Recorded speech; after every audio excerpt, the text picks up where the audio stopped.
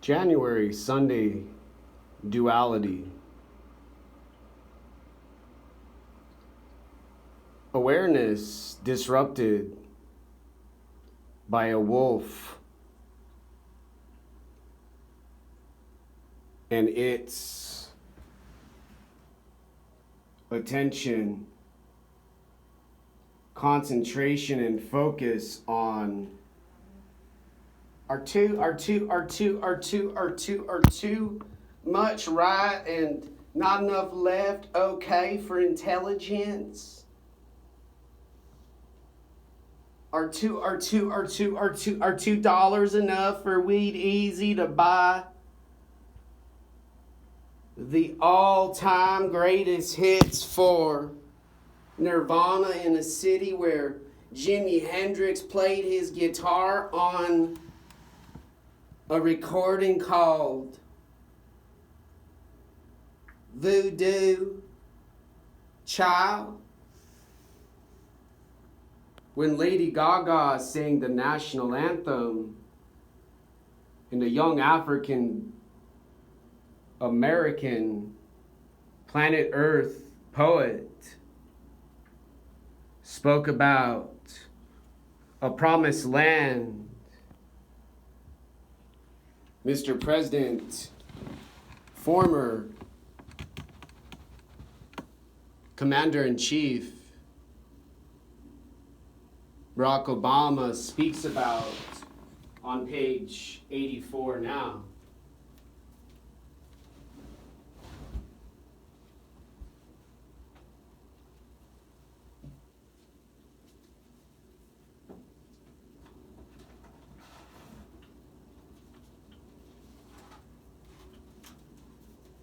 With over 700 pages ending on 701 says, an author of quantum neurology and psychological cognition and a reader of Barack Obama, A Promised Land. Now,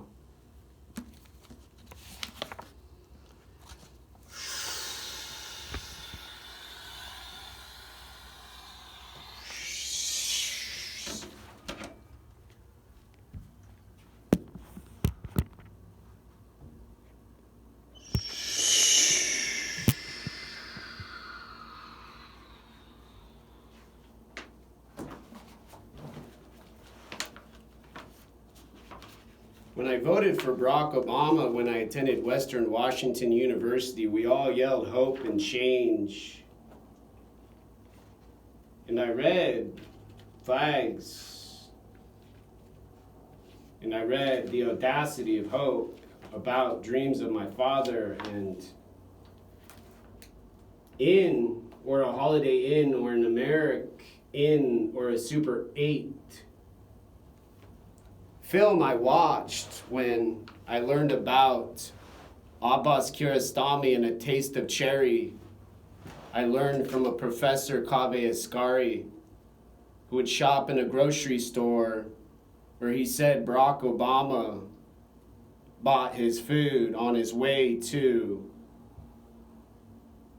the place he learned about what Professor Gunn talked about with silent cinema and critical theory about film. Now, I'd wake up after 5 or 6 hours and try to squeeze in a workout at whatever facility we could find. The old treadmill in the back of a tanning salon was memorable. Before packing up my clothes and gulping down a haphazard breakfast,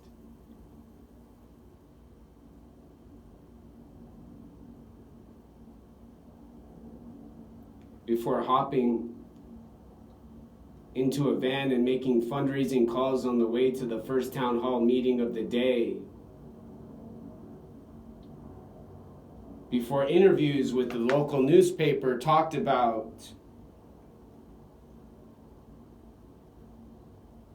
facts and truth or fiction, My Words Now or news station, several meet and greets with local party leaders, a bathroom stop,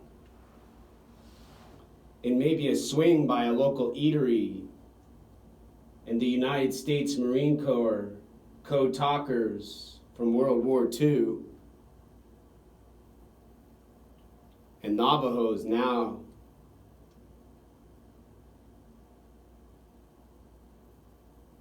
And maybe a swing by a local eatery to shake hands before hopping back in the van to dial for more dollars. Our $2, our $2. I'd repeat this 3 or 4 times with a cold sandwich or a salad wedged in there somewhere, before finally staggering into another motel around 9 p.m. Trying to catch Michelle and the girls by phone before they went to bed before reading the next day's briefings materials. The binder gradually slipping out of my hands as exhaustion knocked me out. And Brian Selznick at the Pickford Cinema in Seattle when Kaveh talked to his friend who made Hugo. With Martin Scorsese, he couldn't talk about at the time, he said in our seminar, in a classroom in the English department at Western Washington University. He did an improvisation explanation for a movie called From the Earth to the Moon, where NASA goes with rockets to land and Neil Armstrong walked and they all put an American flag on an image children see now. And that's not even counting the flights to New York or LA or Chicago or Dallas for fundraisers. It was a life of not glamour but monotony.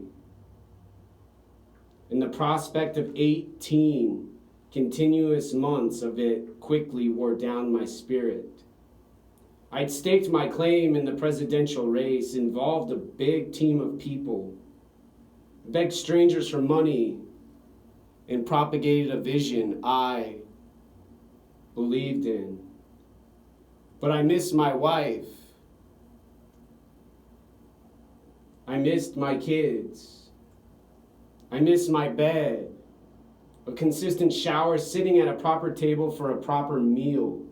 I miss not having to say the exact same thing the exact same way, 5 or 6 or 7 times a day. Fortunately, along with Gibbs, who had the Constitution, experience, and general orderliness to keep me focused while on the road, I had 2 other companions to help me push through my initial funk.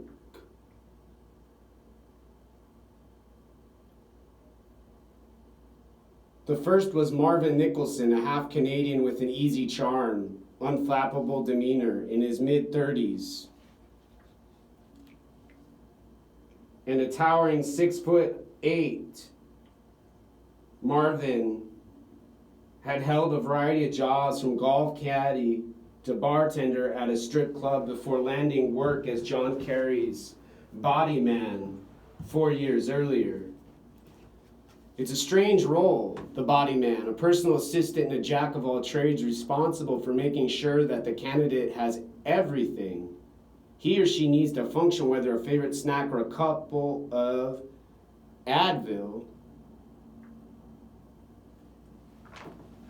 an umbrella when it's wet, or a scarf when it's cold, or the name of the county chairman who's striding your way for a handshake.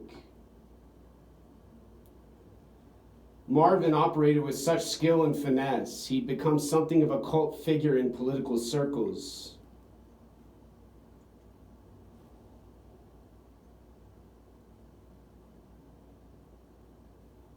which had led us to hire him as our trip director, working with Alyssa,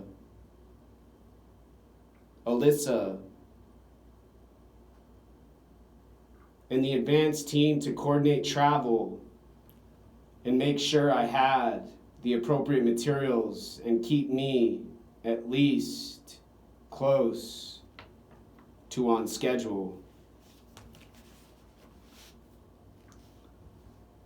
Says Barack Obama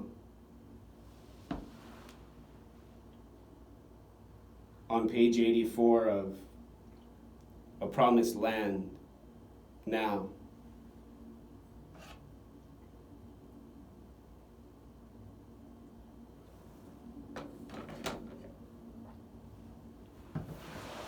The end.